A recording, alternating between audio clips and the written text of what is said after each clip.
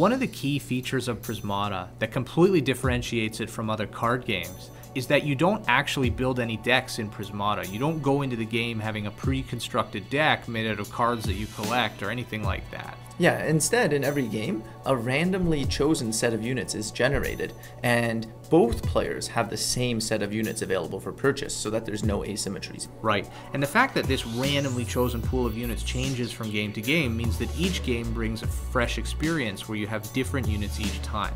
The number of different random combinations of units is so astronomical that you're absolutely never going to be playing with the same set of units twice. So in every game of Prismata, the random set of units that generated, they sort of inform your choices about what types of opening or build order you want to play.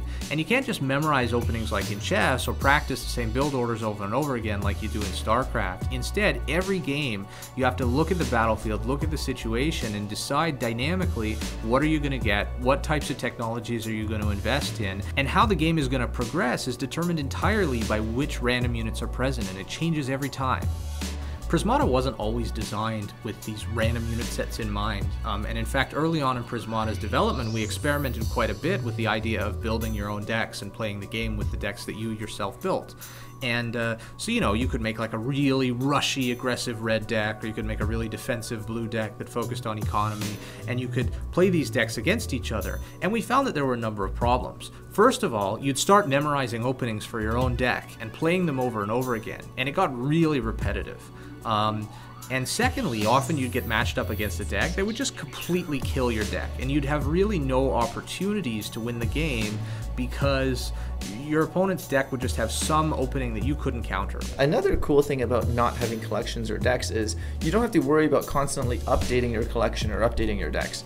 Everybody is on a level playing field. Even if you need to take a break from the game, when you come back, the worst thing that could happen is there's maybe some buffs and nerfs to units, but you don't have to re-memorize all these openings or update your decks and know sort of what the new metagame is about. The fact that we have no decks in Prismata is actually one of the things that makes a game like Prismata possible, because if we had decks, the game would be completely impossible to balance and it just wouldn't work out.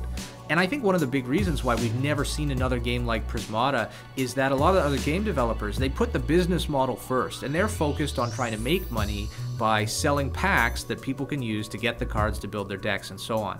And if Prismata was a game like that, it just wouldn't work. I think having random unit sets in Prismata is actually one of the best design decisions we made over the course of the entire development of Prismata. I think Prismata would be just a way worse game without random unit sets. It's not only one of the best features of Prismata, but it's really a feature that makes Prismata possible as a game.